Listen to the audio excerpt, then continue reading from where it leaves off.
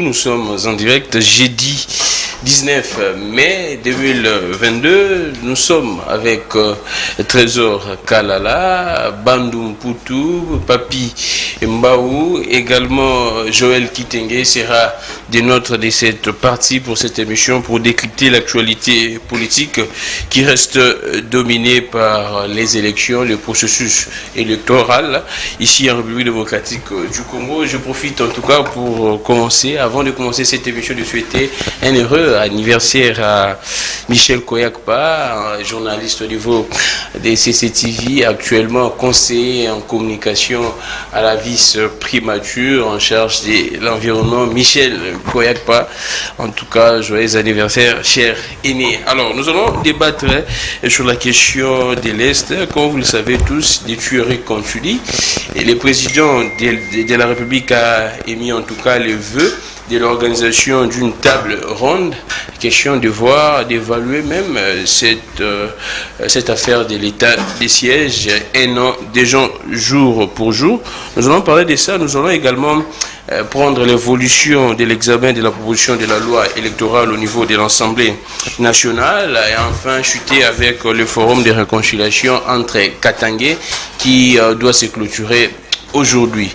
Alors merci beaucoup à toute l'équipe technique. Nous sommes en direct, le numéro est là, plus 243 82 41 59 117, messagerie normale et WhatsApp. Nous allons lire vos messages, nous allons interagir parce que ce que nous sommes en train de parler ici est tellement très important et très bénéfique pour la nation. Alors merci beaucoup. Nous commençons par Trésor Kalala.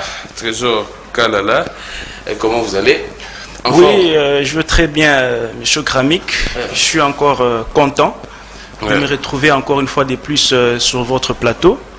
Je salue toutes les sentinelles de la nation qui sont en train de nous suivre. Là, c'est votre parti. Ouais, vous êtes sans ignorer que je suis initiateur et président de ces grands mouvements patriotiques sentinelles de la nation.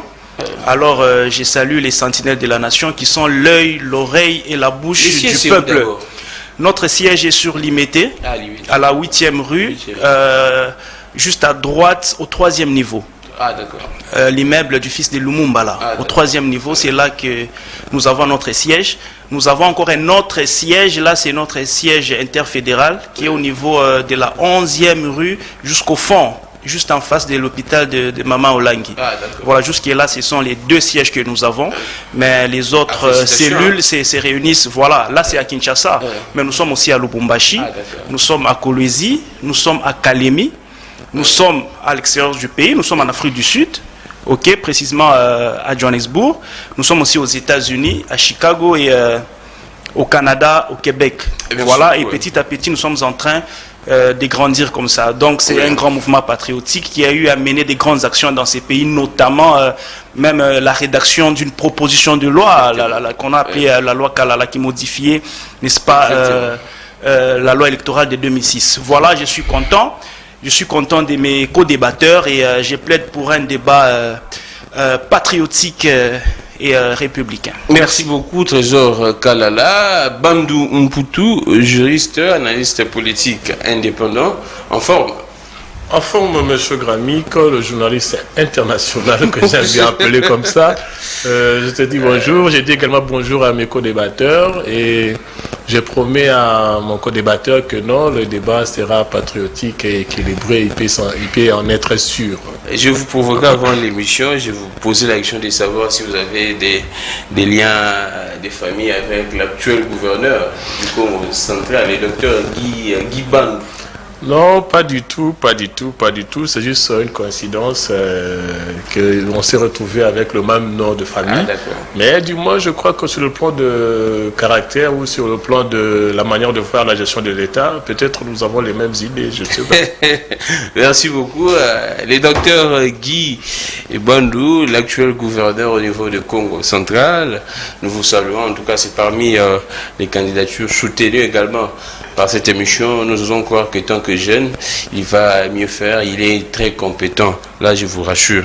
Je prends Papi Mbaou. Papimba, je ne sais pas, je dois les présenter toujours comme secrétaire national adjoint parce qu'on a suspendu les récentes mises en place au niveau du PPRD. Papimba va nous donner beaucoup plus de précisions là-dessus. Qu'est-ce qui se passe exactement? On dit qu'il n'y a plus odeur de sainteté entre Emmanuel Ramazani Chadari, le secrétaire permanent du PPRD, et l'autorité morale du PPRD, Joseph Kabila. Papimbaou, vous allez bien? Oui, je fais grâce malgré la santé des rangs Abel, comme c'était la paix de Grammique. Papimbaou, qu'est-ce qui se passe au PPRD? Dites-nous. Oui, je salue tout d'abord mes co-débatteurs, je salue les Congolais qui nous suivent en direct tout d'abord pour le sacrifice de rester devant la télé pour quand même nous suivre. Et je vois déjà à mon côté droite, je pense que mon frère que vous avez dit qu'il porte le même nom avec les gouverneurs, mais moi je vois qu'il y a aussi les ressemblances avec les gouverneurs, même s'il est... Oui, apparemment. Même s'il est en train de nier son des frères, mais bon, il ne faut pas nier ton frère sur la place publique.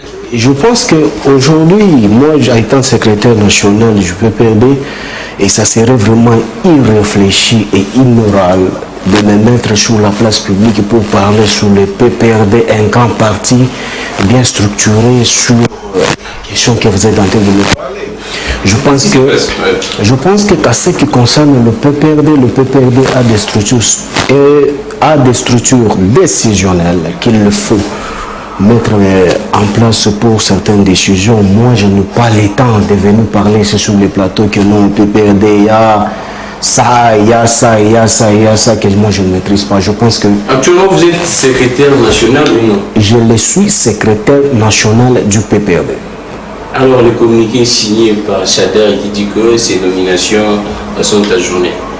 Vos nominations. Et je pense que ce qu'il faut mieux faire, c'est me demander le statut du PPRD et bien lire et comprendre et voir aussi les communiqués. Vous allez comprendre de quoi ce qu'on a ajourné, pas la suspension. Je pense que Grammique, c'est un intellectuel. Il faut bien prononcer les mots et mettre l'accent là où il le faut.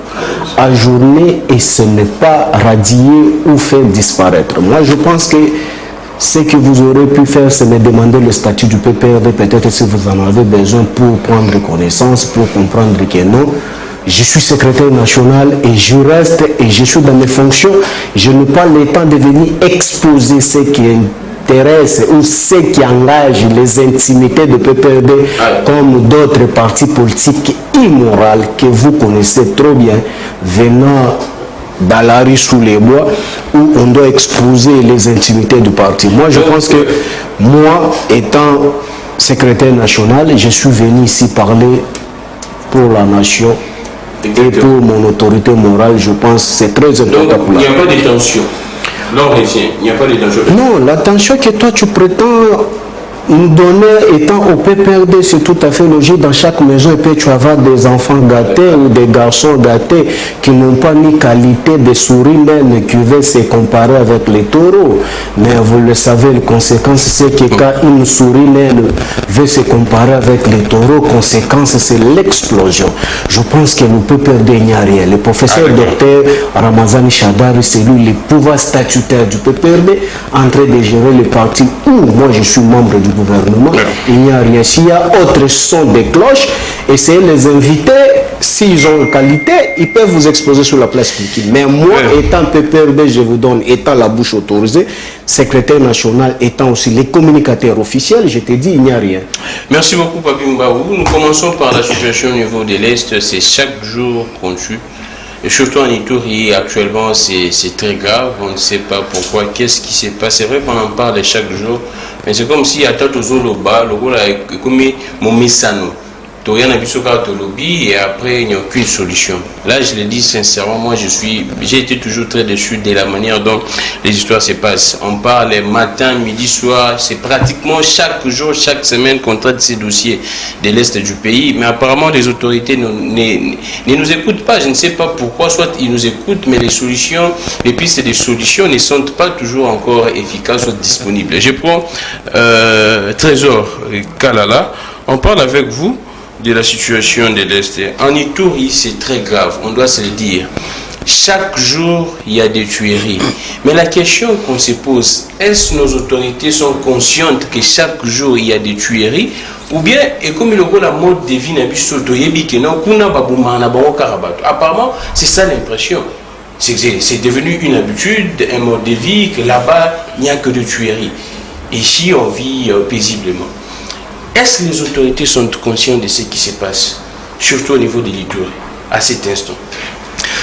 Merci beaucoup, Monsieur Gramic, pour la parole que vous m'accordez encore. Je présente d'abord mes condoléances à nos frères, nos compatriotes de l'Est du pays, qui ne cessent de souffrir depuis bientôt 3 décennies. Parce que, avant de répondre à cette question de l'insécurité qui continue jusqu'à aujourd'hui, vous devez savoir, comme je l'ai toujours dit, dans toute chose, il y a toujours un lien de cause à effet. Exactement. Chaque rivière a sa source. Ok? Alors, cette guerre que nous sommes en train d'hériter jusqu'à aujourd'hui a son origine. Ok? C'est depuis 25 ans. N'est-ce pas, que nos frères de l'Est sont en train de souffrir depuis l'entrée, n'est-ce pas, de l'AFDEL dans ces pays. Et aujourd'hui, nous avons un nouveau régime qui est au pouvoir, qui est en train de tout faire pour, n'est-ce pas, mettre fin à cette insécurité qui dure aujourd'hui bientôt 3 décennies.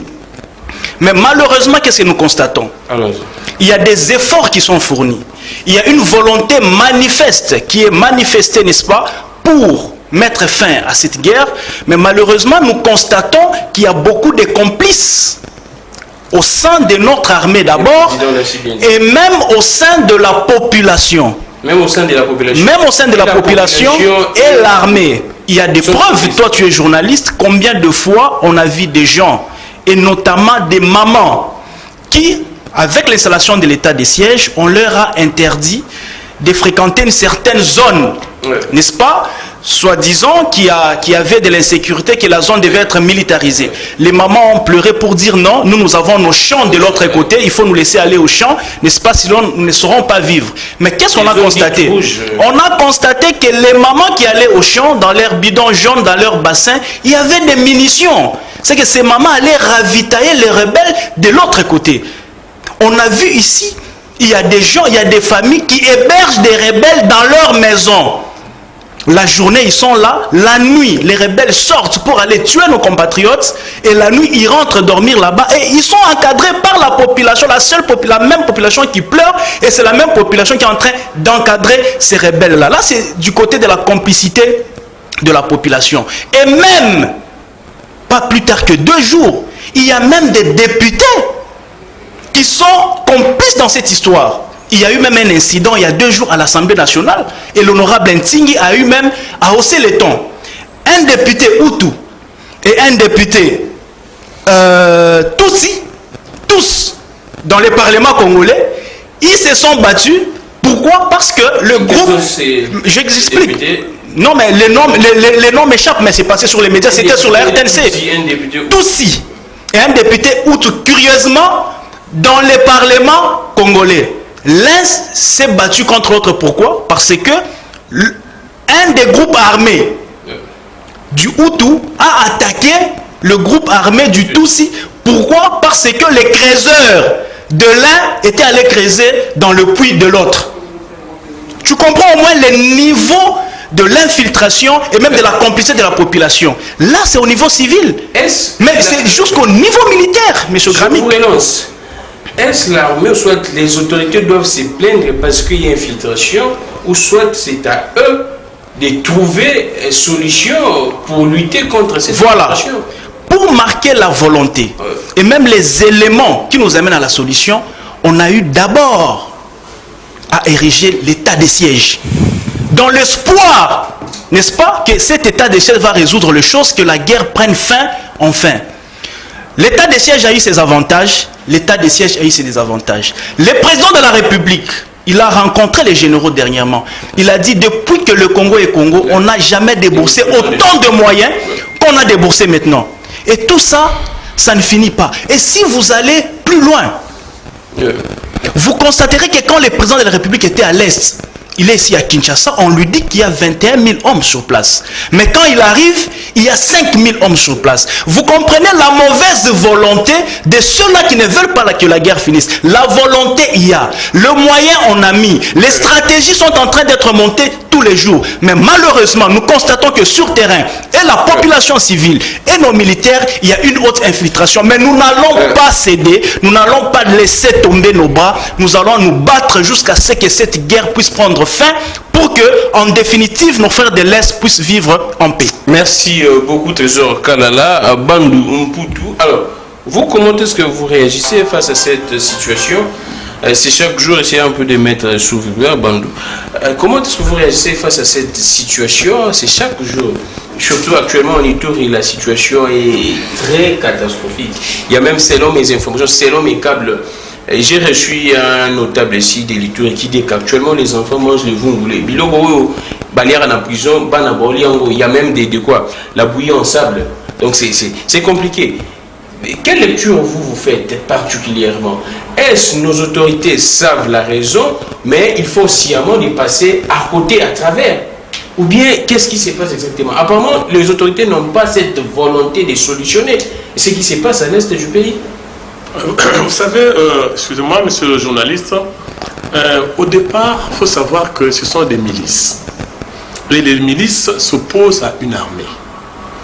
Sur le plan de nombre, sur le plan de l'organisation, on présume que l'armée est mieux organisée que la milice. Mais aujourd'hui, si la guerre continue de persister, soit il y a des milices dans l'armée, soit il y a quelque chose qui ne va pas. Parce que je ne peux pas comprendre que depuis que les choses ont commencé, jusqu'à aujourd'hui, il y a toujours des tueries. C'est vrai, on peut reprocher un certain nombre de choses à la population, comme mon co-débatteur vient de le dire. Mais nous sommes devant l'armée congolaise qui a la puissance de feu. Il faut qu'il puisse s'imposer sur terrain. Mais s'il n'arrive pas à s'imposer sur terrain, c'est qu'il y a quelque chose qui ne va pas. Parce que lorsque la guerre persiste, lorsque la guerre continue, soit nous avons des miliciens dans l'armée, ou ils sont en train de trahir notre armée et ça crée, maintenant ça fait de sorte que ce milicien continue d'opérer dans toute liberté. Et puis, lorsque nous parlons de l'origine de la guerre, vous savez, l'Angola aussi a connu la guerre. Hein. Nous ne sommes pas le premier pays d'Afrique à voir à qui les problèmes ici lui arrivent. L'Angola aussi a connu la guerre, mais chaque guerre a une fin. Nous avons connu la Première Guerre mondiale, la Deuxième Guerre mondiale, c'était fini. L'Angola, on l'a connu, c'est fini. Et les autres pays d'Afrique. Mais pourquoi ici, ça n'en finit pas? C'est qu'il y a un problème. Je crois que même l'idée de la table ronde, c'est devenu un peu inutile. C'est devenu inutile. Oui, pourquoi? Parce que déjà au départ, il y a eu déjà, le terme peut-être c'était pas table ronde, mais il y a eu des consultations avec le un, avec les autres, et les autres sont au pouvoir aujourd'hui. Mon co-débatteur vient de nous dire que il y a un député Tutsi au Parlement congolais. Ce sont des fruits de ces consensus-là que nous avons connus dans le passé. Mais aujourd'hui, pourquoi ces histoires persistent toujours? Donc d'un côté, il y a un problème avec notre armée. Si je vais dans les réflexions de notre chef de l'État, il a bien dit que non, c'est la première fois que l'armée puisse recevoir autant de moyens, mais il n'y a pas de résultat. Et j'ai encore suivi ce qu'il a dit, qu'on dit au chef de l'État qu'il y a 21 000 hommes, il arrive surtout, il trouve 5 000 hommes. Ce sont des éléments, on doit appeler des indices sérieux de culpabilité à charge de notre armée, à charge des gens qui sont appelés à diriger notre armée. Et qu'est-ce qu'on doit faire maintenant là? Ce qu'on doit faire, c'est quoi? D'abord, je reproche d'abord aux Congolais une chose. Un Congolais, vous savez, c'est lui qui est en train de transporter les armes pour qu'on tue son voisin, et celui qui est en train de détourner ici à la capitale, ils sont en train de faire le même travail. Il faut que nous, les Congolais, commençons un peu à mettre notre pays au premier plan. C'est-à-dire chercher à ce que le pays soit sécurisé au-delà de toi. Parce que les gens qui sont en train de ravitailler les miliciens, les milices, ils ne sont pas en train d'aider le pays à avancer. Ils ne sont pas en train de soutenir l'armée congolaise à avancer. C'est aussi un autre problème. Alors pour y remédier, il faut qu'on commence à mettre des sanctions. C'est très important. On vous trouve en complicité avec l'armée, on prend toute la famille. Parce que c'est important, dans le sens où je sais que les droits de l'homme vont se lever pour crier violation des droits de l'homme.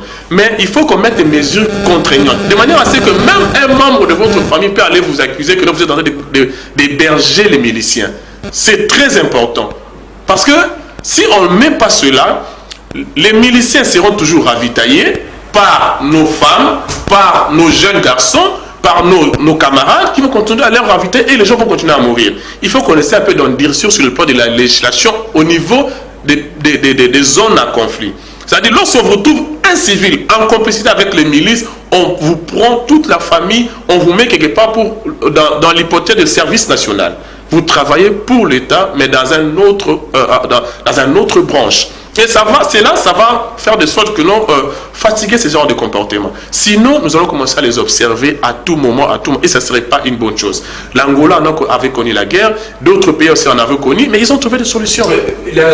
Avant de prendre le papier, la question que je vous pose, selon les informations qui surprennent, c'est vrai que Patrick Mouyaya, le porte-parole du gouvernement, dit que pour que cette mutualisation des forces entre l'Ouganda et les FRDC, l'UPDF et les FRDC prennent fin et il doit y avoir une sorte de rencontre entre, ou soit une décision collective, soit bilatérale entre les présidents de la République et les présidents, son homologue ougandais.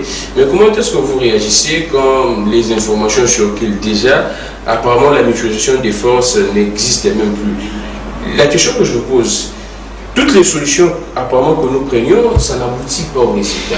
Il y a eu l'état des sièges, on continue toujours de pleurer. Le docteur Mukwege si bien dit qu'on doit se dire en face que l'état des sièges est un échec. C'est vrai que le gouverneur militaire de l'Ituri a contredit, c'est un peu de dire, il faut relativiser. Mais si l'état des sièges n'a pas bien marché, la mutualisation des forces n'a pas bien marché, on a appelé même certaines forces d'ailleurs qui sont venues ici, l'armée, beaucoup en tout cas. Apparemment, je ne sais pas qu'est-ce qui se passe exactement. Alors, s'il faut faire avancer les choses, il faut mettre d'abord la justice au devant de toutes choses que nous pouvons faire. C'est très important. Vous savez, le chef de l'État, le président Mobutu, pour conserver son pouvoir, qu'est-ce qu'il avait fait? Nous connaissons notre stade des martyrs. Vous savez ce qu'il y a eu là-bas pour que nous puissions avoir ce nom-là, la pendaison de gens. Il faut commencer à sanctionner les gens qui sont en complicité. La sanction publique. C'est la terreur. Non, c'est important. C'est important. Je sais que le droit de l'homme, les gens de droit de l'homme vont se lever, mais nous avons besoin de l'avancement de notre pays. Parce que les gens qui sont en train de mourir là, eux aussi avaient des droits. Parce qu'on ne peut pas comprendre, lorsqu'on vous trouve un général ou un caporal en complicité avec les miliciens, qu'on sanctionne même publiquement. C'est très important. Parce qu'aujourd'hui, avec les mutualités que vous avez fait allusion ici, ça n'a pas marché.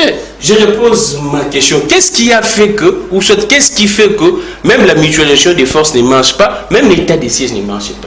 Seulement l'infiltration ou bien nous n'arrivons pas à mieux nous préparer, c'est ça également. La mutualisation entre les États, j'avais dit ça tantôt, en relation internationale, nous avons soit des intérêts communs ou des intérêts séparés. Lorsqu'un État X, je prends l'hypothèse parce qu'on a bien cité ce pays-là, le Rwanda, lorsqu'il a ses intérêts en RDC, même si vous êtes en relation avec lui, il viendra chercher ses intérêts ici. Peu importe vos contrats, nous sommes en Afrique. Donc c'est pour ça que je dis, cette mutualisation ne peut pas marcher parce que, entre guillemets, leurs intérêts se retrouvent ici. Ils ont besoin de venir ici pour soutirer de l'or, soutirer des diamants, soutirer tout ce que nous avons comme minerai. Donc c'est difficile pour que ça marche. Et deuxièmement, nous, à l'interne, nous devons d'abord nous organiser à l'interne. C'est très important. Dans l'organisation à l'interne, il faut d'abord commencer par sanctionner. Mettre la justice au devant de tout. Dans ce pays, nous avons connu des juridictions d'exception. Dans ce pays, nous avons connu des juridictions d'exception. Aujourd'hui, on peut même mettre en place une juridiction d'exception pour Ituri. Une juridiction d'exception pour l'Est. Et c'est un peu de traquer toutes ces personnes qui sont en complicité avec les... Donc moi, je plaide pour la mise en place d'une juridiction d'exception pour l'Est. Papi Mbao, j'ai une question directe pour vous. Est-ce que nos autorités n'ont pas gagé la partie Est pour conserver leur pouvoir? Je répète encore ma question. Est-ce que nos autorités, je mets sur conditionnel même, n'auraient pas gagé la partie Est? C'est-à-dire que Bakaba insécurité à Est, pas bateau, ça bango bokonzi. Pour que babate la bokonzi na bango. Parce que ça s'est dit apparemment. Comment est-ce que vous réagissez face à ça? Oui, cher Gramik, je pense que ça s'est dit, mais ça ne s'écrit pas. Avant que je développe, tout d'abord, je devais répondre à mon frère de l'Union Sacrée représenté ici sur le plateau en disant que gérer, c'est prévoir, et pour gérer, il faut être formé. Et pour gérer, il faut en avoir aussi la capacité, les atouts pour gérer. Il a expliqué, il a essayé un peu de faire il a philosophé par rapport à ce qui se passe à l'Est. Il a parlé des mamans et consorts. Mais monsieur, vous devez apprendre, lorsqu'on vous disait qu'à l'Est c'est une guerre asymétrique, donc vous ne comprenez pas ce que signifie la guerre asymétrique. La guerre asymétrique signifiait quoi? Mais c'est ce que tu es en train de parler. Mais quand vous êtes arrivé au pouvoir, par définition simple, est-ce qu'on ne pouvait pas prendre des dispositions, soit de me dire comment est-ce qu'il faut conteindre cette appellation de guerre asymétrique? Mais l'état de siège, c'est des fiascos. Moi, ça m'a toujours fait de la honte et de chair de poule quand on trouve certains communicants robots de l'Union Sacrée venir défendre cela ici sur le plateau. Aussi longtemps, la bouche autorisée nous a dit que non, c'est quelque chose qu'on n'a pas réfléchi avant de mettre ça en exergue. Le ministre de tutelle. Parce qu'on n'avait pas planifié. Mais écoutez, même à la maison, tous nous sommes parents, nous avons des responsabilités. Voir même quand tu n'arrives pas même à organiser comment est-ce qu'il faut gérer même la bonne. Mais comment est-ce que tu voulais que non, la maison soit assainie? Mais tout est parti par là. Si la cartographie n'était pas bien tracée, comment peut-on parler de la réussite? La réussite est proportionnelle aux fonctionnalités de ce qu'on appelle opération sur terrain. Outre qu'appeler le réforme, parce que je l'ai dit au pluriel. Mais pourquoi est-ce qu'on peut parler de la réussite ici aussi longtemps cette proportionnalité-là n'existe pas? Ça reste que un coquille vide. Mais ici, on doit chanter que non, nous voulons les résultats. Les résultats là venaient dans la prophétie. Mais c'est fort malheureusement avec le régime finissant que j'ai toujours parlé ici, on gère le pays par la prophétie. Parce que vous avez suivi l'un des secrétaires généraux ici, il dit que non, par la foi, on va réaliser. Donc, la République est en train d'être gérée par la foi, non par la tête et la politique de la gestion. Ça, c'est une malédiction. Je pense qu'aujourd'hui, quand tu as posé la question à mon co-débatteur à ma droite en disant sur la mutualisation entre Ouganda et la République démocratique du Congo, nous du PPRD, on vous avait dit que non, c'était une vaste aventure que M. Tshilombo s'est lancée. Vous le savez au moins trop bien qu'aujourd'hui en République démocratique du Congo, non seulement en République démocratique du Congo, pour contendre au moins Gramik étant journaliste, ou soit mon frère étant juriste de formation, il faut avoir les éléments absorbants qui doivent faire l'objet de disparaître ou soit de dissiper ce que vous êtes en train de constater comme quelque chose que vous n'arrivez pas à digérer. Mais ce que je voulais expliquer, c'est quoi? M. Tshilombo a fait une coalition pour la mutualisation avec Museveni sans pour autant maîtriser les méandres de l'armée. Et les opérations s'opèrent comment? Quels seraient les modes opératoires? Mais moi, je pense qu'il était temps d'engager les experts en matière formée avec l'argent de la République, de négocier la question que M. Tshilombo, qui n'a jamais été militaire, encore moins des services de renseignement civils de souche. Mais aujourd'hui, ça pouvait que donner les résultats qu'on est en train de vivre. Quand vous avez un Museveni, quand vous avez un Kagame, les caïmans de l'espace des Grands Lacs, les militaires de formation, qui ont subi des formations d'intelligence artificielle, outre que qu'on appelle les services d'intelligence, que M. Tshilombo n'a jamais subi. Mais lorsque nous sommes sur la table, en discutant sur la question purement sécuritaire, je me pose la question, sur les jargons sécuritaires ou militaires, M. Tshilombo va s'en retrouver comment? Mais parce que ici, la constitution de la République démocratique du Congo nous donne lieu. Comment est-ce qu'il faut faire les accords bilatéraux ou bilatéraux entre les pays? Mais ce qui n'était pas le cas à ce que nous sommes en train de vivre avec le régime. Parce que si c'était un accord qui a respecté le principe sacro-saint, le Parlement devait se prononcer là au-dessus avec les services compétents. Les services compétents. Mais aujourd'hui, vous avez vu que non. On se réveille l'un de ces 4 matins.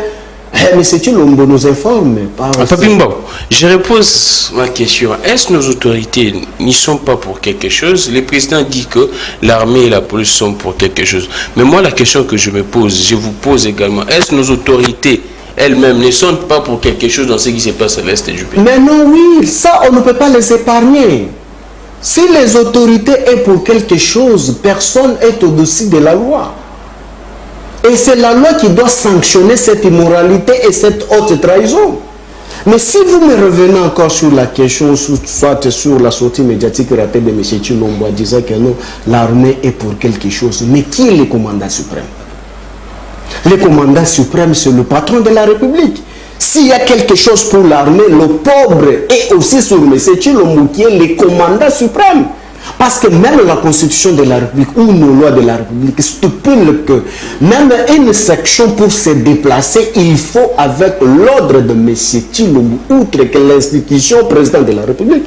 Mais quand il y a déjà quelque chose au sein de l'armée, comment est-ce qu'on doit dédouaner Mbolombolo Wayambo avec l'action du terrain? Mais ce que moi je voulais chuter, c'est quoi? Complicité, oui. Nous avons vu même aux États-Unis, quand il faut opérer sur l'opération d'Osama Ben Laden, que je vous ai toujours parlé, l'infiltration a été au rendez-vous. Même dans le service de renseignement, même dans le service militaire. Osama Ben Laden, on a All Center et consorts. Mais la politique mise en place par les États-Unis pour déjouer cette infiltration dans l'armée et dans le service de renseignement, ça fait que non, les États-Unis a remonté les niveaux. Mais aujourd'hui, oui, l'infiltration de certaines autorités de la République démocratique du Congo, ou soit ils sont pour quelque chose. Mais quel est le genre de la politique mise en place par les régimes en place pour déjouer? Merci, parce Babi. que les sous-marins Mbosso nous a dit que quitter les groupes armés. Or, il le savait très bien que non, lui, les sous-marins Mbosso vivaient avec les groupes armés à l'Assemblée. Merci beaucoup. Mais jusqu'à ce jour, M. Gramic, est-ce qu'on peut expliquer les Congolais où en sommes-nous avec les groupes armés criés à l'Assemblée nationale par citoyens Mbosso? Merci beaucoup. Envers la République démocratique du Congo. Je reviens à vous. Je prends Trésor Kalala. Nous prenons le forum de réconciliation entre Katangé. Normalement, ça doit se clôturer aujourd'hui. On ne sait pas si, là, c'est la question que j'aimerais poser à Papi Mbao, si Kabila sera là ou soit est là. Je prends Trésor Kalala. Est-ce qu'il y a la sincérité dans ce qui se passe au niveau du Katanga? C'est vrai que le gouvernement s'est loué. J'ai suivi les porte-paroles. Mouyaya qui dit que le gouvernement est toujours d'accord ensemble avec toute initiative qui tend à restaurer la paix ici en République démocratique du Congo. Vous particulièrement, vous sentez la sincérité ou bien ce n'est que politique? Ça n'a rien à voir avec la sincérité communautaire entre Katangé. Ça, c'est vraiment de la politique du cosmétique pour faire voir à d'autres communautés que non, tiens, désormais, nous sommes ensemble. Merci beaucoup, monsieur Gramic, pour m'avoir accordé encore une fois le verbe. Je rigole. Je rigole. Je vais répondre à votre question, mais laissez-moi rebondir quand même sur ce que mon compatriote Papi venait de dire. Je l'ai trouvé vraiment en difficulté. Vous avez trouvé même son ton, même son expression faciale. Il n'est pas convaincu de ce qu'il dit. Amati Likolo, Akiti Nasake gauche, Azongi droite, il n'a rien dit pratiquement. S'il vous plaît, il ne faudrait pas qu'on prenne des Congolais pour des amnésiques. Il ne faudrait pas qu'on considère que le Congo est né aujourd'hui. On dirait que le Congo est né il y a 3 ans avec l'avènement de Félix Tshisekedi au pouvoir. Non. Le Congo existe depuis la nuit des temps. lorsqu'on parle de cette guerre, je disais qu'il y a un lien de cause à effet, chaque rivière a sa source. Cette guerre, c'est le camp de messieurs Papi. C'est eux qui nous ont amené cette guerre. Mouzé Kabila avec l'AFDEL, qui est la prolongation aujourd'hui du PPRD. C'est eux qui nous ont amené les Rwandais. C'est eux avec leur brassage, leur mixage, qui ont infiltré, n'est-ce pas, l'armée congolaise. Aujourd'hui, à tous les postes de l'armée congolaise, nous avons des Rwandais et d'autres nationalités de pays environnantes. Qui ignore ça? C'est aujourd'hui même notre classe. Écoutez, Mouzé Kabila arrive, s'il vous plaît. Vous savez j'arrive. S'il vous plaît, Mouzé Kabila arrive au pouvoir. Dans l'armée, il amène toute une panoplie de Rwandais. Il nomme de Rwandais au sein du gouvernement. Bizi Makala, ministre des Affaires étrangères. On nous a amené beaucoup de gens que je ne peux pas citer. Vous les connaissez. Ils sont dans nos institutions. Ils sont dans les gouvernements. Ils sont dans l'Assemblée nationale. Ils sont dans l'armée. Jusqu'aujourd'hui, c'est eux qui nous amènent la guerre, mais malheureusement, il dit quoi? Non, cette guerre jette de l'opprobre sur Tshilombo. Non, pendant 25 ans, s'il vous plaît, écoutez, quand il faut être un bon diagnostic, il traite. Gramic, c'est que quelque chose a commencé dans la tête de quelqu'un quand il doit penser qu'une guerre, nous parlons de la guerre, et puis asymétrique, que eux nous ont amené, une guerre qui date de 25 ans, vous voulez la finir dans 2 ans, il y a quelque chose qui commence dans la tête. Il faut aller doucement. Il s'agit de questions hautement sécuritaires. La volonté est manifestée. On a mis l'état de siège. Pour moi, l'état de siège doit continuer. Jusqu'à ce que cette guerre prenne fin. L'état de siège doit continuer. Donc, on met le moyen, et financier et humain. Mais nous sommes en train de nous battre. Gramic, la guerre date de 25 ans. Comment on va organiser les élections sous état de siège? Je dis ceci. La guerre date de 25 ans. Tshilombo a 3 ans au pouvoir. Ok? Il faut avoir quelque chose qui commence dans la tête. Où on est tous idiots, où on est individuellement bêtes. Pour penser que une guerre de 25 ans, on peut la finir dans 2 ans. Nous sommes en train d'avancer, M. Gramic. On avance. Et eux, sur cette question de guerre, ils doivent se taire. Parce que c'est eux qui nous ont amené ça. S'il vous plaît. C'est toi qui fais tomber l'arbre, moi je suis en train de soulever, et tu viens, tu dis non, non, mais c'est toi qui as fait tomber ça, et moi je suis en train de relever, assis-toi et observe. Et vous comprendrez que jusqu'aujourd'hui, c'est toujours eux qui continuent à tirer des ficelles. Ce n'est un secret pour personne. Donc sur les questions de guerre, quelqu'un du PPRD ne peut pas parler. Je dis ceci, nous sommes dans une question bien précise. C'est eux qui nous ont amené ça. Depuis 25 ans, Tshilombo a 3 ans. Laissez Tshilombo travailler, il va finir cette guerre-là. Ok? Donc sur cette question-là, qu'eux ne parlent pas, c'est eux la source, c'est eux l'origine de cette guerre. Ils nous ont amené ça, et c'est nous qui sommes en train de laver leur linge sale, alors qu'ils se taisent. Par moralité, par respect aux Congolais qui se taisent, cette guerre nous a amené plus de 10 millions de morts. Le PPRD n'a aucune leçon à donner au peuple congolais. Quand nous les regardons, nous ne voyons que les sons. C'est eux qui nous ont amené une guerre qui a fait 25 ans, qui a tué plus de 10 millions de nos compatriotes. C'est pas Tshilombo qui a amené ça. Laissez Tshilombo tranquille, il se bat pour finir cette situation d'insécurité à l'Est. Je crois qu'on a mis des bases. Deuxièmement, la question de l'Est, plutôt du forum. Je rigole encore. Il y a à boire et à manger là-bas. Il y a à boire et à manger. Écoutez, la Constitution de la République démocratique du Congo garantit la liberté des réunions, la liberté des manifestations, la liberté des rencontres. N'importe qui est libre, n'est-ce pas, de se réunir n'importe quand avec qui, pourvu que, n'est-ce pas, ça soit pour une bonne fin. Le forum des grands leaders, c'est pas réconciliation du Katanga. C'est très bien. Mais moi, je crois, avant de guérir l'abcès, il faut d'abord crever cet abcès-là. J'ai aimé Eddy Kapende, mais ils ont eu des problèmes. Si on veut se réconcilier, c'est qu'il y a eu des problèmes. On veut soigner, c'est ça l'abcès. Il faut d'abord crever, nettoyer, et après on peut soigner et bander. J'ai aimé ce qu'Eddy Kapende a dit. Il a dit, c'est bien de faire la réconciliation, mais lui, il souhaite une réconciliation nationale. C'est son avis. Il est allé plus loin.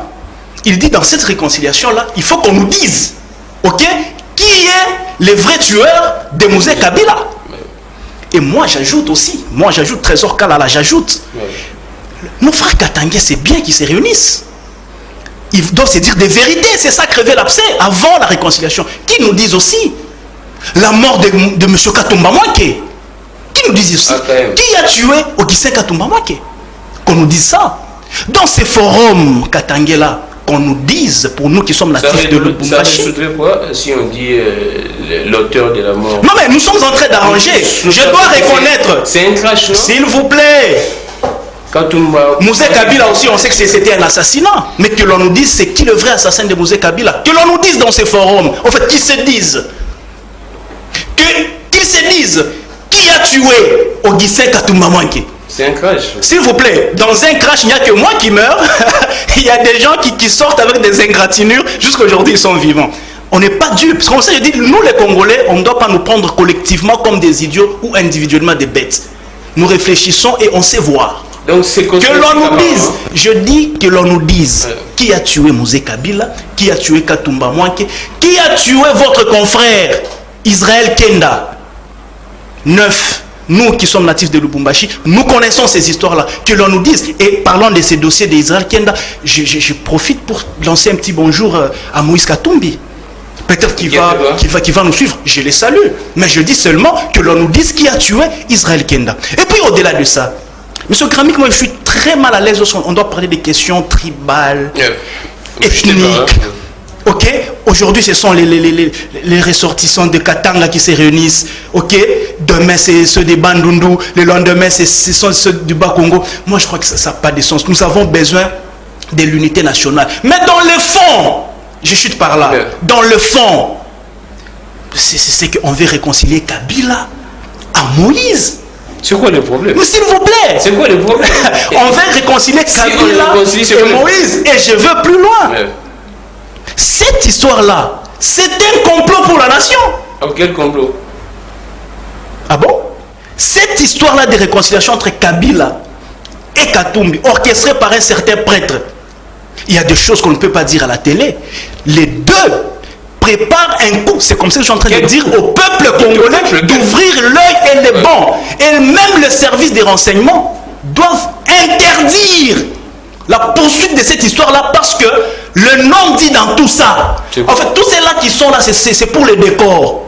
Le vrai noyau, c'est Kabila et Katumbi qu'on veut réconcilier pour qu'ils donnent un coup à la nation, chose qui ne réussira pas et nous ne le laisserons pas faire. Je pense que les services sont en train de suivre l'émission. Les coups, moi je ne sais pas les coups c'est quoi. Je prends Bandum Poutou. La question que je vous pose, il y a la présence des officiers là-bas. Qu'est-ce qui explique la présence des officiers? Aussi longtemps, c'est une histoire, on peut dire, c'est privé, il n'y a rien d'officiel là-bas. Mais on voit des officiels, des ministres là-bas, je ne sais pas. Il y a même Sama qui est là-bas. Vous, comment est-ce que vous pourriez réagir étant que juriste? Est-ce permis pour un membre du gouvernement d'aller dans une histoire? Je ne sais pas, en tout cas, ils ont demandé l'autorisation chez le président de la République, c'est sous la bénédiction du gouvernement. Qu'est-ce qui se passe, la présence des officiels dans une histoire qui est communautaire? Merci, monsieur le journaliste, mais avant, je voulais rebondir un peu avec ce que nous avons eu à échanger avant votre question. Premièrement, d'abord, je soutiens l'état de siège à l'est du pays parce que j'estime que il est en train de fonctionner malgré tout ce qu'on peut lui reprocher. Mais il y a un élément que je ne comprends pas. L'origine de la guerre, nous les connaissons tous. Si on n'en parle pas, ce n'est pas parce que nous ne connaissons pas cela. Personnellement, je connais quelque chose. Mais l'origine de la guerre? Mais les gens vont vous dire que non, la guerre... D'abord, il y a eu ce que nous avons connu à... Turquoise, opération Turquoise. Non, pas du tout. Parce que la fuite maintenant de Tutsi à l'est du pays, et puis le gouvernement Mobutu n'avait pas bien géré cette situation-là. Et puis lorsqu'il y a eu l'entrée de l'FDC mélangée avec d'autres Rwandais, ils sont venus ici en RDC. Et puis il y a des généraux rwandais qui ont dirigé ce pays. Même au ministère des Affaires étrangères. C'est de l'histoire de notre pays. C'est de l'histoire de notre pays, nous le connaissons. Mais nous ne pouvons pas commencer à pleurnicher sur l'origine, à pleurer sur l'origine, à parler de l'origine. Non. À rester là-bas, s'éterniser sur l'origine. Non, moi je veux qu'on avance. Je veux qu'on avance. Parce qu'aujourd'hui, il y a eu tuerie au Rwanda, mais ils sont quand même organisés. Aujourd'hui, ils sont en train d'avancer, ils sont en train de progresser. C'est un petit pays, certes, mais ils sont en train de progresser. Et il y a eu guerre en Angola. Aujourd'hui, c'était déjà fini, ils sont en train de progresser. Ce n'est pas le nombre d'années qui compte. C'est la volonté politique qu'on va mettre en avant pour trouver une solution pour notre pays. Parce qu'avant, entre guillemets, non, on n'avait pas un président qui était congolais, entre guillemets. Mais aujourd'hui, entre guillemets, on a un président, entre guillemets, qui est congolais. Alors, faisons quelque chose pour notre pays. C'est vrai, il y a des infiltrés. Mais c'est pour cela, comme il y a des infiltrés, il y a des femmes, il y a des Congolais qui sont en train de ravitailler les miliciens. Alors, mettons en place une juridiction d'exception pour l'Est du pays. Cette juridiction aura pour mission de traquer toutes les personnes qui seront citées dans les complots ou dans le soutien des miliciens qui dérangent à l'Est du pays. Même les gens qui sont au pouvoir, même les dépassés, nous avons tous entendu Mbosso le dire, le président. Parce que Mbosso, quand on dit Mbosso, les gens peut-être le suivent à l'étranger, ils ne savent pas Mbosso c'est qui. Mbosso c'est le président de l'Assemblée nationale de notre pays. La deuxième institution. La deuxième institution du pays. Lorsqu'il dit une chose, c'est qu'il a quand même des éléments. Mettons en place une juridiction d'exception pour juger toutes ces personnes-là. Même en public, ça fera de sorte que non, ça va peser sur la conscience des gens qui sont derrière tout ça et que ça va faire des choses que non, les choses puissent évoluer. On ne peut pas faire l'état des sièges. Oui, l'état des sièges, tout le monde est là. Mais vers la forêt, il y a des gens qui sont en train de mourir presque chaque jour. Alors, il faut revenir un peu à cette question. La présence des officiels. Vous savez, lorsqu'on est déjà, quelqu'un comme Sama Lukombe, notre Premier ministre, il a cessé d'être katangé. Il doit avoir une idée nationale. Il représente tout le monde. Un Kassaïen, quelqu'un du Bandundu, quelqu'un de l'Équateur, il peut citer le Premier ministre comme étant quelqu'un de chez lui. Parce que nous sommes un Congo, nous sommes un État uni et lui, il gère le gouvernement national, donc il ne peut pas s'afficher dans les organisations, entre guillemets, d'une province X. Moi, je trouve, vous savez, ces genres de comportements ou ces genres de rassemblements, je les observe seulement dans deux provinces, généralement. Dans d'autres provinces, c'est un peu timide. Mais dans le Grand Kasaï et le Katanga, c'est souvent dans les deux provinces. Et souvent, les deux provinces sont toujours en train de se tirailler de part et d'autre. Et le pouvoir, c'est toujours entre les deux provinces. Et moi, je me dis, ce sont des racines du tribalisme qui ne dit pas son nom, qui ne se dit pas au pouvoir. Aujourd'hui, ce qu'on cherche, c'est quoi? C'est rechercher un rassemblement pour venir faire face aux autres. C'est ce qui est chercher un rassemblement. Un rassemblement pour faire face aux autres. À qui? Mais par exemple, aux autres, ceux qui sont au pouvoir. Parce que regardez les têtes qui étaient dans cette salle-là. Vous voyez quelqu'un comme Moïse Katumbi. Vous voyez quelqu'un comme... mais il y a Sama qui est au pouvoir, qui était là, les ministres... Mais il est dans quel parti? Il est dans quel parti? Vous voyez quelqu'un comme Jeannette Kabila était à l'intérieur. Il y a d'autres autorités, des officiels à l'intérieur. Donc vous sentez que non, c'est un groupe de gens qui s'organisent déjà pour venir faire face aux autres. L'Église ne fait pas la politique. L'Église sous l'initiative de l'Église, non? Non, vous savez, même l'initiative de l'Église, moi j'aurais voulu que l'Église puisse donner des autres initiatives qui rassemblent les politiciens. Parce que les politiciens, entre guillemets, n'ont pas vraiment de problème. Ils ne rassemblent pas des politiciens, ils rassemblent les Katangais, pas des politiciens.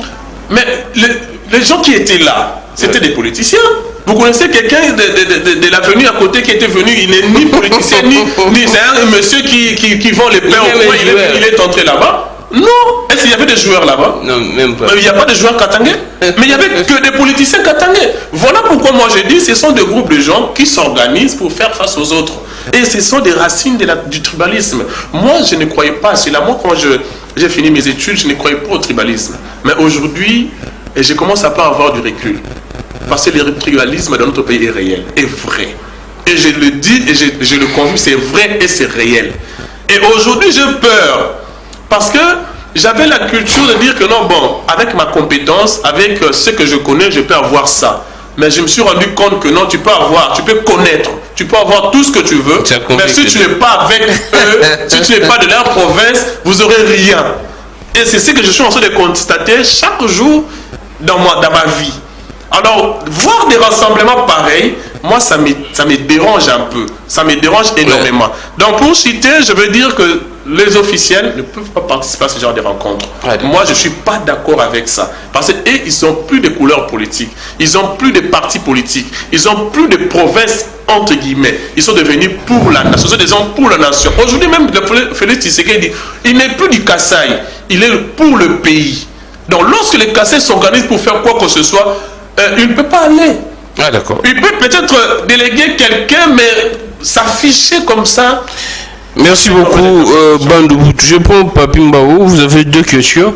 Et Kabila sera là aujourd'hui parce qu'on annoncerait sa présence lors de la clôture de ces assises. La deuxième des questions, quel est le vrai problème? Vous êtes également Katangé. C'est vrai qu'on ne parle pas des tribus ici, mais si vous pourriez avoir une idée sur les problèmes qui rongeaient les Katangés entre eux, qu'est-ce qui s'est passé exactement? Oui, cher Gramik, je pense que même la constitution de la République démocratique du Congo a protégé le mouvement socio-culturel qui devait être protégé parce qu'on ne pouvait jamais remplacer la culture Pende par la culture kassaïenne. Tout c'est protégé par la constitution. Donc cela veut dire qu'on ne peut jamais se gêner ou ce n'est pas une infraction de valoriser un secteur ou soit une culture quelconque. Avant tout d'abord de développer, je voulais expliquer à mon frère, oui, il ne faut pas embrasser la carrière politique avec une vitesse croisière que vous ne maîtrisez pas. La politique, c'est aussi la maîtrise de l'histoire. Voilà, tu n'as pas l'histoire du Congo. Quand tu n'as pas l'histoire du Congo, il faut se taire. Mais quand déjà tu fais la confusion, tu es en train de fourber d'une manière odieuse sur la place publique et c'est Kabila. S'il vous plaît. Sois calme. Tu parlais, tu racontais la vie privée de ta belle famille. Moi, j'étais calme. Je n'ai pas cité ma belle famille. Ah, mais oui, sois calme. S'il vous plaît, Trésor. Sois calme. Mais déjà, le fait de dire que non, c'est Kabila qui a mené la guerre, je comprends peut-être par rapport à son âge, l'histoire lui déplace. Mais au moins, mon frère l'a corrigé d'une manière indirecte en lui rappelant quand est-ce que la guerre a commencé à la Deuxième République, quand Mobutu n'a pas si maîtrisé. Mais il ne maîtrise pas, il ne comprend pas l'histoire. Avant qu'on arrive tout d'abord à lui expliquer quelle a été l'affaire turquoise, il ne comprend pas. Moi, j'aurais souhaité pour ne pas perdre mon onction politique sur cette aventure, il doit rentrer encore lire l'histoire de son pays. Et puis ça me choque. Mais ça, il ne faut pas le dire, c'est dégueulasse. Mais quand on se donne les leaks en disant, en donnant aux Katangais les instructions, tant que vous ne l'êtes pas, c'est une honte. Quand vous n'êtes pas Katangais, comment est-ce que vous allez instruire aux Katangais que nous, expliquez-nous, qui es-tu toi, monsieur? Tu n'es pas Katangais, tu n'as pas le droit de parler sur l'affaire Katangais. Attends, quand on va parler de Kasaï, tu vas parler, monsieur. Avoir l'occasion de transfert, de faire une migration de Lubumbashi ne te donne pas lieu d'être aux qualités d'être Katangais, monsieur. Tu as dit Kasaï, attends quand le grand Kasaï va se réunir, tu vas donner tes avis pour que les Kasaïs puissent les mettre en application. Ici, en disant que non, je demande aux Katangais de nous expliquer qui a tué Mouzé, qui a tué Katumba Mouanké. C'est comme si la famille de Katumba Mouanké a réclamé que non, notre papa qu'on l'avait tué. Voilà quand on réfléchit en couleur tribale, en voulant tisser le fait là où ça n'existe pas. Et Kabila sera là? Kabila c'est un Katangais, il s'agit de l'affaire des Katangais. Pourquoi est-ce que vous voulez en savoir plus? Alors donc il sera là? Mais c'est ce que je te dis, Kabila c'est un Katangais. Il s'agit de l'affaire des Katangais, Katangaises. Vous voulez qu'il soit exclu pourquoi? En tant que leader. Ah d'accord. Mais je m'explique, ici lorsqu'on peut nous dire que non, il fait ironie.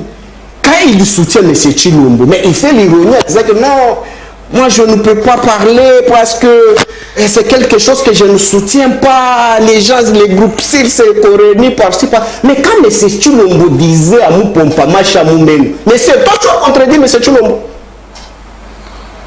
Quand il disait Macha Moumenu, qui étaient Macha Moumenu de M. Tshilombo? Mais si aussi les Macha Moumenu de Katanga se réunissent quelque part avec les Macha Moumenu, ça blesse qui? Mais il faut s'attendre, ça ne va pas se limiter seulement avec les Katangais. Les autres aussi, votre tribu s'organise aussi, ils vont aussi se réunir parce que la dérive dictatoriale et tribale installée par les régimes finissants ici, Tchibola Moulumbaï, donne lieu à ce que chaque tribu puisse se réunir pour trouver solution. À ceux qu'il faut dire que non, les participants. Oui, mon frère, il y a des joueurs qui ont participé. Il y a aussi nos collègues, moi-même, mon petit, moi je devais être là, c'est à cause des perfusions qui a fait que non, que je ne sois pas là.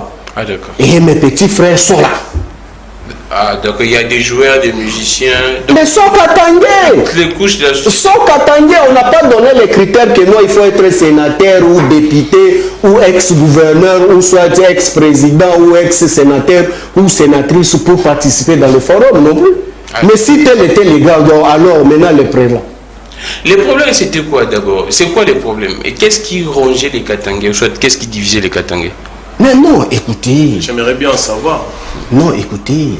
Moi, je pense que les problèmes familiales, ça ne vaut pas la peine qu'on commence à exposer les problèmes sur la place publique. Attendez les résolutions qu'on va vous mettre sur la place publique, c'est tout. Et aujourd'hui, ceux qui vont en féliciter, quand mon frère, il s'acharne, mais écoutez, mais c'est le Katangais qui a donné à celui qui est aujourd'hui au pouvoir les pouvoirs. Et d'ailleurs, ce n'est pas moi qui le dis, c'est Kabouya qui a dit que Kabila, c'est un homme sérieux. Attali, gauche, droite, il a eu pouvoir rappeler si M. Chilombo. Kabila, c'est un Katangais. Donc cela veut dire que les Katangais ont donné le pouvoir à M. Chilombo, outre que du Kassai. Et le deuxième mandat de M. Chilombo en dépend des Katangais. Comment ça? Mais je m'explique. Si les Katangais en décident aujourd'hui pour le deuxième mandat, ça passe. Et s'ils ne décident pas, ça ne passe pas. En faisant quoi? Là, vous dites quoi? C'est la CENI, c'est les Katanga. Ah, est-ce que Kadima, il est du Katanga? Mais quand vous dites que c'est au Katanga de décider sur le deuxième... Ah oui, c'est là où je t'attendais que tu me poses la question. Parce que ici, tous, vous avez des vidéos que M. Augustin Kabouya a dit que non. C'est Kabila qui a regardé gauche-droite. Kabila est un homme sérieux qui a regardé gauche-droite. Il a donné le pouvoir. Kabila, qui est Kabila? Kabila, c'est un Katangais de souche. Donc pour le deuxième... C'est pour dire que non. C'est pour dire maintenant que non. Oui, je comprends que non. Kabila avait de sérieux problèmes avec ses frères Katangais d'avoir donné le pouvoir à M. Chilombo. Selon l'information de M. Kabouya. C'est là où je comprends que non, Kabila avait de sérieux problèmes avec ses frères Katangais. Mais aujourd'hui, avec la dérive dictatoriale qu'on vit en République démocratique du Congo, maintenant ça devient un acharnement sur Kabila. C'est toi qui avais donné le pouvoir à ton frère Chilombo. Et d'ailleurs, ce n'est pas moi qui l'annonce, c'est M. Kabouya. Raison pour laquelle aujourd'hui, il aurait fallu arranger, expliquer, oui mes frères, et ça a été, j'ai donné selon la déclaration de Kabouya à M. Chilombo le pouvoir, mais regardons-nous maintenant dans la même direction pour récupérer le pouvoir que j'avais donné, pour diriger encore. C'est si simple, ça ne dérange pas. Merci. Et pour chuter, apparemment tu es contre le père de toi. Vous chutez vite, vous chutez vite. Et je voulais expliquer, il part au-delà, il dit que non, M. Kabila a nommé les étrangers au gouvernement. Mais monsieur, il faut avoir honte, monsieur. Ici, dans votre régime finissant, ici, des insuffisances, le régime considéré comme régime Tchibola Moulumbaye, régime cancérogène. Monsieur, vous avez nommé les étrangers, monsieur. Venant des mêmes pays que toi tu es d'entrée de citer. Tu veux que je cite les noms? Et des ministères? Mais citez-les. Oh, mais moi j'ai cité s'il vous plaît. S'il vous plaît, Trésor. Il est trop agité. S'il vous plaît, Trésor. S'il vous plaît, Trésor. Moi je suis là, j'appelle à tous les Congolais. Moi je ne peux pas venir faire la publicité des ignorants, soit des étrangers sur les plateaux ici étant congolais. Mais j'appelle tous les Congolais de regarder si les ordonnances signées par M. Chilombo au gouvernement ici, les noms de tous les ministres, les VPM, il y a les étrangers. Bon, je ne sais pas, je n'ai pas le temps de citer. Ici, on a nommé les ambassadeurs qu'on a refusé à accréditer. La raison était quoi? Merci. Non, laisse-moi. S'il vous plaît, les étrangers que même Afrique du Sud a refusé d'accréditer parce que c'est... S'il vous plaît, Trésor Kala, vous avez eu autant de minutes plus que même lui, s'il vous plaît. L'Afrique du Sud a refusé d'accréditer un soi-disant Congolais qu'on a signé l'ordonnance ici par M. Chilombo comme ambassadeur de la République démocratique du Congo en Afrique du Sud. Qu'on a refusé, non seulement en Afrique du Sud, et partout ailleurs. Merci beaucoup. Mais s'ils étaient Congolais, je chute, s'ils étaient Congolais, pourquoi est-ce qu'on a refusé de les accréditer? C'est Kabila qui les a nommés. Ici, ce que moi je déclare, c'est quoi? Moi, si M. Chilombo réussit, ça me profite parce que je suis Congolais, je suis bénéficiaire de premier degré. Mais ce que j'ai décrit, c'est quoi? C'est l'incompétence et l'impréparation de gestion de la République. La jouissance, lorsqu'on gère le pays en mode Kardashian, c'est ce qui fâche. Merci beaucoup. Papimba Moussa, nous allons finir avec ce sujet, l'évolution de l'examen de la loi électorale. Trésor, vous êtes auteur également d'une proposition de la loi électorale. Mais en parlant de ça, beaucoup de partis ne sont pas d'accord de tout ce qui se passe au niveau de l'Assemblée nationale. On dit que ce qui se passe, surtout à la commission PAJ, ça balise les chemins pour la tricherie. J'ai vu un article de Jeune Afrique qui a plusieurs députés en tout cas qui dénoncent les G13 d'ailleurs actuellement. Ils ne savent plus participer, il n'y a plus de débat, ils ne savent plus participer dans ces réunions. Vous, qu'est-ce que vous pourriez dire? C'est vrai, étant que auteur d'une proposition de loi, ce qui se passe au niveau de l'Assemblée nationale, qu'est-ce que vous, un message également à la population, qu'est-ce que la population doit faire pour protéger les acquis de la démocratie, également un message aux politiciens? Merci beaucoup, Monsieur Gramic. Je réponds à votre question. Mais bien avant, laissez-moi quand même d'abord balayer certaines insanités qui ont été dites sur ces plateaux. En tout cas, Monsieur Gramic, nous devons savoir que dans ces pays, le mode par lequel le président Félix Tshisekedi est arrivé au pouvoir, c'était par un mode électoral. Le président de la République, Félix Tshisekedi, a gagné les élections en 2018 haut la main, au détriment du candidat du PPRD, Emmanuel Shadari. Félix Tshisekedi a gagné le pouvoir, plutôt il a gagné les élections. Personne, il ne faut pas détourner l'opinion, personne n'a donné le pouvoir à Félix Tshisekedi. Nous, peuple congolais, nous avions voté Félix Tshisekedi, il a gagné les élections et aujourd'hui, il est au pouvoir. Monsieur Gramic, vous voyez maintenant là où ça nous amène, cette histoire de forum Katangé, forum de ceci. Nous plongeons pratiquement dans les tribalismes et le débat est descendu, c'est devenu sale. Nous les Katangé, attends-toi Kassayen, s'il vous plaît, nous sommes un Congo. Vous vous dites patriote, vous vous dites nationaliste, mais quand c'est vous qui prenez déjà la balkanisation, mais ça ne va pas. Voilà là maintenant, vous nous mettez dans une peau où je suis Kassayen en face d'un Katangé. Maintenant on discute, on se tire dessus. Toi Katangé, toi Kassayen. C'est pas propre, c'est sale, c'est dégueulasse, ça donne de la nausée. Ce sont des choses à interdire. C'est comme ça que je soutiens Edi Kapende qui dit mieux vaut une réconciliation nationale au lieu de se mettre dans des groupuscules. Le gouvernement a soutenu cela. Non, quel gouvernement a soutenu cela? Patrick Mouyaya l'a si bien dit dans son point de presse. Patrick Mouyaya, il a dit. C'est du gouvernement. S'il vous plaît, est-ce que la question. C'est lui la bouche au s'il vous plaît, si c'est lui, est-ce que ça a été discuté? Les premiers est là. Les premiers ministres est là. Écoutez, Patrick Mouyaya l'a dit en tant qu'individu. Il est libre d'abord. Non, s'il vous plaît, s'il vous plaît, s'il vous plaît. S'il vous plaît. Moi, je ne vais pas parler quand vous parlez. Patrick Mouyaya a fait ses points de presse en tant que porte-parole du gouvernement. Très bien. Est-ce que la question a été discutée au Conseil des ministres? Patrick Mouyaya vient donner l'avis du Conseil des ministres. Et dans ce point de presse-là, Patrick Mouyaya a parlé en tant qu'individu, pas en tant que gouvernement. Ne faisons pas de l'amalgame. Vous voulez jubiler? Pas selon moi, c'est ça. Ça n'a pas été discuté en Conseil des ministres. Patrick Mouyaya a donné un avis personnel. Cette histoire qui se passe au Katanga, c'est quelque chose à décourager. Ça ne sent pas bon. Et puis, je me pose une petite question et puis j'y réponds à la question par rapport à la loi électorale. S'il vous plaît, pourquoi dans ces pays, c'est toujours nos frères que j'aime bien, nos frères congolais du Katanga, pourquoi c'est toujours les Katangais qui s'arrangent à des moments bien précis de l'histoire de notre pays, ils s'arrangent toujours à octroyer notre nationalité à des étrangers? Pourquoi? Le Katangé Baba Tungu l'a dit, Tungu Akumwanza, Baba, il a dit que c'est nous qui avions fabriqué la nationalité de certaines personnes qui sont au pouvoir. Ok? Et aujourd'hui encore, toujours nos frères Katangé sont en train de fabriquer une nationalité pour un certain Soriano.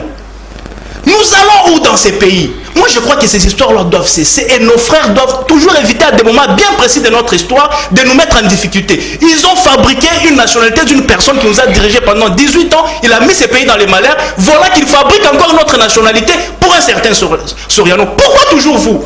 Ça doit cesser cette histoire. Nous sommes Congolais. C'est qui Soriano? Non, mais il les connaît. Nous connaissons la famille Soriano dans ces pays. Ok, il va se reconnaître. Au moins, je dis, ils sont en train de fabriquer encore une nationalité. Mais tu te réclames Katangé. Oh, mais Katangé, on n'a pas de nom Soriano. Merci, je te félicite. Donc au Congo, on n'a jamais eu une personne Soriano, mais malheureusement, vous voulez accorder la nationalité congolaise à Soriano. Je réponds à la question de l'ordre électoral.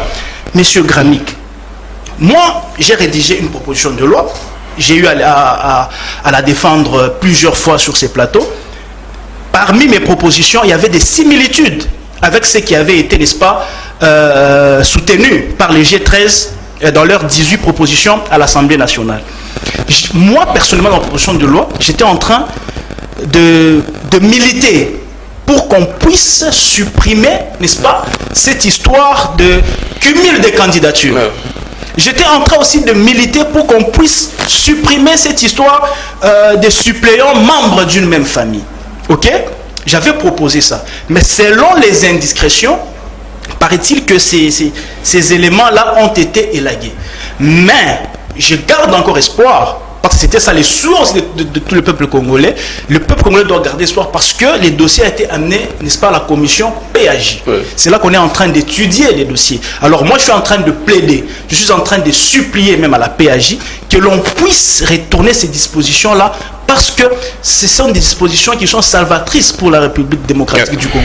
Parce que moi, je vois mal qu'une personne, tu es candidat président de la République, candidat député provincial, national, sénateur, gouverneur, et partout là-bas, ce sont les suppléants, ta femme, tes enfants, tes cousins. Moi, je crois que ça ne moralise pas notre classe politique. Moi, je crois qu'il est grand temps que l'on puisse retrouver les choses à la normale. Si tu postules à une échéance, eh bien, tu dois rester à cette même échéance. Et les membres de parti, plutôt les membres des familles, il faut qu'il y ait un bémol à ce niveau-là. Pour qu'un membre de la famille, ok, puisse être suppléant, il doit être, n'est-ce pas, un membre actif, ok, dans votre parti politique pour qu'il puisse être, n'est-ce pas, votre suppléant. Merci. Parce que nous constatons que je suis député, j'ai mes suppléants pour femmes qui n'a jamais participé à nos réunions, qui ne connaît pas notre idéologie, qui n'a pas mon combat. Et quand je suis ministre, c'est elle qui vient là à l'Assemblée nationale et commence à dormir. Malheureusement, ce genre de choses, c'est l'héritage que le régime Kabila nous a laissé. Alors maintenant là, il faut changer les choses. On ne doit pas seulement se plaindre, maintenant nous devons changer les choses et les choses changent. Merci beaucoup Trésor. On prend Bandou Mputu. Professeur Romain Makonda, il y a plusieurs appels en tout cas. Difficile de prendre vos appels, beaucoup de messages difficiles de lire. Nous avions commencé l'émission en retard et en cours derrière les temps. On prend Bandou Mputu. Comment vous réagissez face à ce qui se passe au niveau de l'Assemblée nationale? C'est l'inconscience de l'élite congolaise, je ne sais pas, c'est quoi juste? Comment vous pourriez qualifier ce qui se passe quand vous écoutez les députés dire que toutes les innovations majeures ont été écartées et élaguées? Vous savez, déjà, en écoutant mon co-débatteur de gauche, je l'ai entendu dire que non, il a dit que Kabounda avait dit, il faut bien le dire. Kabouya avait dit qu'ils ont, c'est Kabila qui a donné le pouvoir. Dans l'Atali, il a donné le pouvoir à Faché. Je me demande qu'est-ce que le CENI avait fait alors, si c'est Kabila qui avait donné. Voilà maintenant comment nous sommes dans un pays où nous avons la CENI, on dépasse beaucoup d'argent pour la CENI, mais en réalité, ce n'est pas les votes du peuple. C'est le peuple, la personne votée par la population, ce n'est pas lui qui dirige le pays. Je ne suis pas de la Mouka, rien à voir. Mais du moins, à entendre déjà ce genre de discours, devant la télé, sur un plateau de télévision, moi ça me dérange. Mais ça surgile. L'image là surgile dans le... Effectivement, moi ça me dérange. Et pourquoi est-ce que nous avons une CENI? Pourquoi est-ce que nous allons voter si la personne votée, ce n'est pas lui qui va diriger? Et les personnes qui nous dirigent aujourd'hui, eux-mêmes savent que ils n'ont jamais été votés, entre guillemets. Mais quand même, ils nous dirigent quand même. Alors là, c'est vraiment dérangeant. Alors, voilà, parlons maintenant de la loi électorale. Nous sommes dans un pays où à chaque fois que nous avons les élections, il faut modifier la loi électorale. C'est qu'il y a un problème. Une loi doit avoir un caractère impersonnel, général. Et lorsque nous sommes en train de légiférer, il faut mettre en place des lois non sur mesure, mais des lois pour servir le pays. Et que si aujourd'hui vous n'êtes pas au pouvoir, la personne qui va venir vous remplacer, qu'il soit à mesure de vivre à l'aise avec les lois que vous l'avez laissées. Mais si en 2005, on a eu une loi électorale, en 2011, nous avons modifié, en 2015 ou 2016, nous avons modifié, en 2022, en 2018, en 2022, mais finalement, c'est qu'il y a un problème. Qu'on cesse un peu de tailler nos lois, les lois électorales sur mesure. C'est un problème dans notre pays. Je me demande, la loi électorale avant, c'est-à-dire pas sur la loi qui est en vigueur présentement, comment une personne dans un pays où la pauvreté est à 99%, il peut être à la fois député provincial, national, sénateur et PCA, dans un pays où le chômage est à ce niveau-là? Donc ça me démontre que... Et puis, il perçoit au même moment les salaires en tant que PCA, les salaires en tant que député, sénateur. Et tout ça... Voilà l'héritage du régime. C'était une loi votée au Parlement. Hein, et au Parlement, il y avait des députés de l'opposition comme de la majorité qui étaient dans la salle. Et peut-être l'argent a circulé, où ils ont vu que c'était à leur avantage, ils ont accepté que une loi pareille puisse passer. Voilà comment on est en train de voter des lois sur mesure par rapport à leur situation. Alors moi, ce que je peux dire par rapport à cette loi, je crois que le président Mbosso doit se comporter en grand. Parce que c'est un monsieur qui a déjà fait sa vie en politique. Maintenant, il doit marquer son histoire parce qu'il est en train de sortir. Il doit marquer son histoire. Même si... Fatih prenait un second mandat, je pense qu'il serait encore à ce poste-là. Donc il doit marquer son histoire en essayant un peu d'équilibrer les choses comme avait fait. Sortir par la grande porte. Par la grande porte, par exemple, il va marquer son histoire. Parce que la manière dont il est en train d'amener le débat, la manière dont il est en train d'évoluer, il va amener ce pays ailleurs qui est dans les bons droits. Merci beaucoup, Bandou. Nous finissons avec Papi Mbao. Je sais que vous êtes contre même ce qui se passe au niveau de l'Assemblée nationale. Mais la question que je vous pose, qu'est-ce que vous prévoyez de faire? C'est vrai que j'ai suivi l'annonce des forces sociales et politiques, c'est qu'on qualifie des blocs qui annoncent des prochaines manifestations. Vous pensez que vous allez avoir gain de cause avec ça? Exact, c'est bien réfléchi. À la différence de ce que nous gèrent aujourd'hui, ils posent les actes sans pour autant y réfléchir. Je voulais tout d'abord recadrer à mon frère en te mettant en garde à ne plus dire ça sur la place publique, surtout sur les plateaux où moi je me trouve, en disant que non, nous avons attribué la nationalité à une personne qui nous a géré pendant 18 ans, que outre hier que M. Tshilombo accompagnait que non, Kabila était étranger. Mais aujourd'hui, M. Tshilombo est au pouvoir en tant que président de la République, frère de Kagame. Est-ce que Kagame n'a jamais donné l'adresse des parents de Kabila au Rwanda? C'est quelle question ça? Mais il est frère de M. Tshilombo. Oh là là. Et il parle avec Museveni. Oh là là. Vous là, vous avez chanté que Kabila était étranger. Et tu te donnes les leaks ici sur le plateau que non, vous avez accordé la nationalité à une personne qui a géré le pays pendant 10 ans. C'est tout moi comment ça qu'il est dit, c'est pas moi. C'est tout moi comment ça qu'il est dit. Les vidéos sont là. S'il vous plaît, Trésor Kadra. Les vidéos sont là. S'il vous plaît, quand vous parliez, papier très calme. Non, un moment, il m'a fait aussi. S'il vous plaît. Je pense que je lui mets en garde, tout en soutenant le régime des insuffisances ici, qui n'a pas même honte, depuis qu'il a raconté sa vie privée ici sur les plateaux, il est incapable de nous expliquer les réformes qui a contredit les réformes que Kabila a organisées pendant 18 ans. Et depuis qu'il a commencé jusqu'à ce qu'on vient de clôturer, il est incapable de nous expliquer la vision de M. Tshilombo et quoi, et qu'est-ce qu'il est en train de planifier pour terminer les hydratats du peuple congolais. C'était pas la question. S'il vous plaît, s'il vous plaît. Oh là là. Alors Zimbabwe. Et je pense que on doit quitter cette bassesse-là, cette immoralité dessinée sur la place publique par l'UDPS en disant que nos Kabila était étranger. Mais aujourd'hui... Monsieur, je pense que... S'il vous plaît, Trésor, s'il vous plaît, quand vous parliez, il était très calme.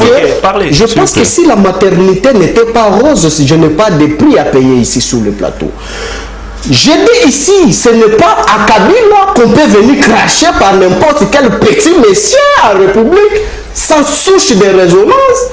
S'il vous plaît, Papi Mbao, s'il vous plaît, Papi Mbao, ne qualifiez pas des gens de petits monsieur, s'il vous plaît. Je m'assure de ce que j'ai dit. S'il vous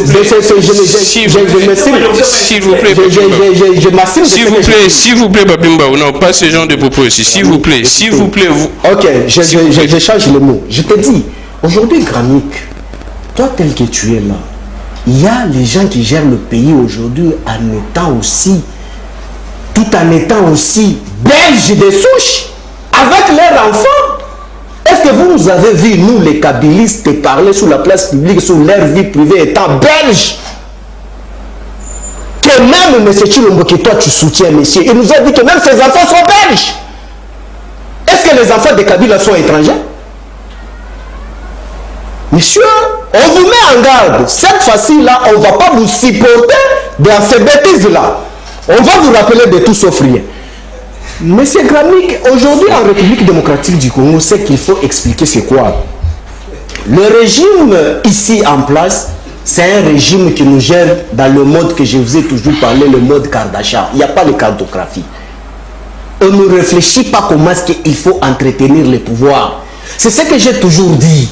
Quand les pouvoirs n'ont pas de théoriciens, ça peut que donner ça. Mais c'est Chilombo, oui, c'est un humain. Il n'a pas 4000 têtes. Qu'il va toucher le micro, il va toucher l'arme, il va toucher... Mais le problème, c'est quoi? C'est à lui de se choisir des collabos ou les collaborateurs qui réfléchissent pour avancer le pays. Mais aujourd'hui, hier, nous, Satan qui dirigeait le pays selon leur déclaration. Mais prenez aujourd'hui maintenant la vie des paisibles Congolais. Leur vie qu'ils vivaient à l'époque, ils étaient gérés par Satan. Et la vie des paisibles Congolais gérée aujourd'hui par ange qui vient au ciel. Est-ce qu'on peut les comparer? Et le mal est qu'aujourd'hui, vous avez constaté avec regret que non, Satan, Atiki Biloko, Angelou, Aye Biloko, Satan, Atika qui tout.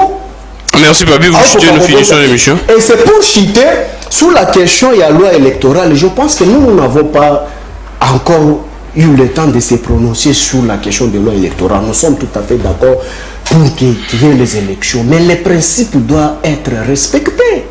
Comment est-ce que Kadima est venu à la tête de la CENI? Comment est-ce que M. Kalouba, aujourd'hui, qu'on a jeté la discrédit, est arrivé au pouvoir? Tu te rappelles, l'autre fois, j'étais avec toi ici sur les plateaux, quand on avait installé le professeur Kalouba. Je t'avais dit que non. Le professeur Kalouba, ce n'est que la courte jour. Et il n'ira pas loin. Et le fruit est là.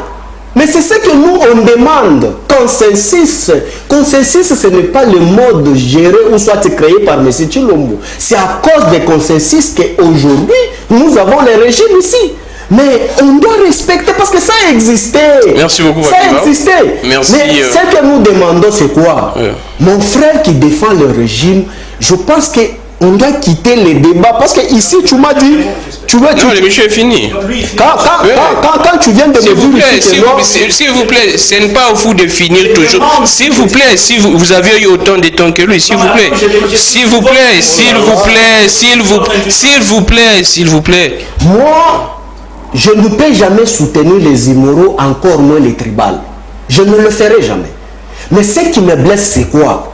Les patrons de la République, moi je te rappelle, il nous dit au vie et aussi de tout le monde, ici que non, Machi Amoumé. Merci beaucoup, Papi Mbao. Choisis nos frères de Bandundu. Merci à Massamba. Les frères de Bandundu, attention, les frères de Bandundu, on les a sécrétés au Kassai. Merci à Fia Lungela, merci à Samuel Tchani.